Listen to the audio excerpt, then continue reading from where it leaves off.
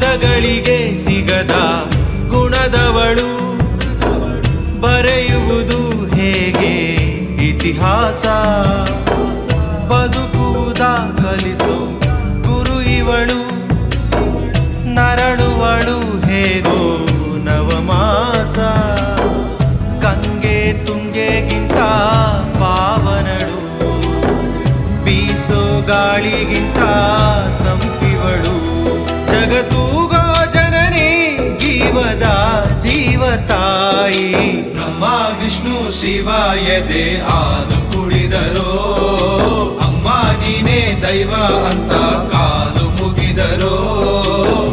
ಬಾಳಿಗೆ ಒಂದೇ ಮನೆ, ಬಾಳೆಗೆ ಒಂದೇ ಗೊನೆ, ಭೂಮಿಗೆ ದೈವ ಒಂದೇನೇ ತಾಯಿ.